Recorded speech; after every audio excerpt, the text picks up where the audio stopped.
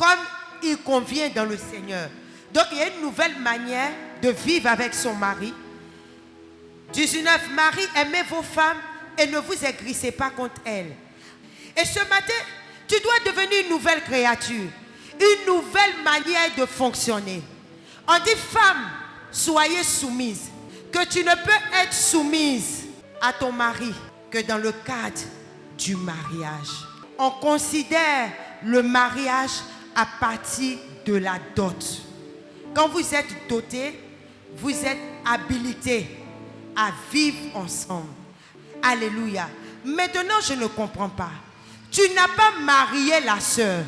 Il n'y a jamais eu coco. Tu t'es jamais présenté à ses parents.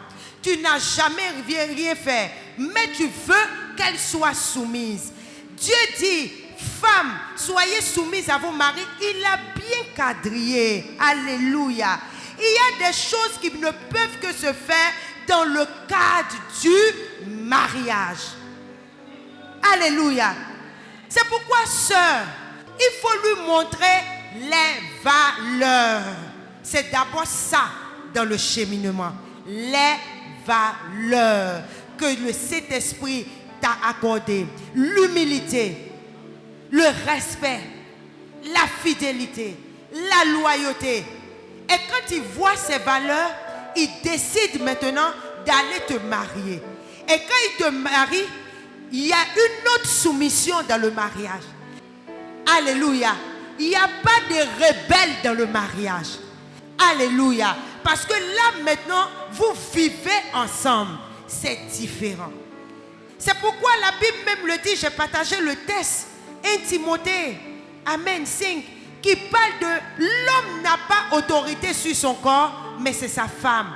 Et la femme n'a pas autorité sur son corps, c'est son mari. Ne vous privez pas l'un de l'autre, sauf pour vaquer à la prière.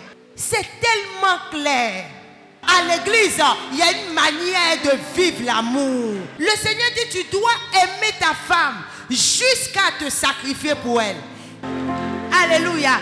Il y a une manière de marcher avec Dieu dans le couple. La Bible nous dit que ça fait partie de nos punitions, nous les femmes. Ça fait partie de nos punitions. De la manière dont Dieu dit, je vais augmenter les douleurs de votre grossesse. Il dit, il va arriver un moment où tes désirs se porteront vers ton homme, mais lui, il va dominer sur toi. Alléluia. Donc ceux qui veulent faire le mariage, faites le mariage chrétien. Le départ, c'est quelles sont ses valeurs?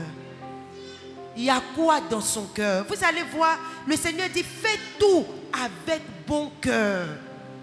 C'est le cœur d'abord qu'il faut chercher à voir. Avant le manger puis le boire, ça une fois en passant. Mais c'est la prière qu'il faut mettre devant. Seigneur, Seigneur, Seigneur. Et quand Dieu te révèle, maintenant tu commences à prier pour que les choses se fassent.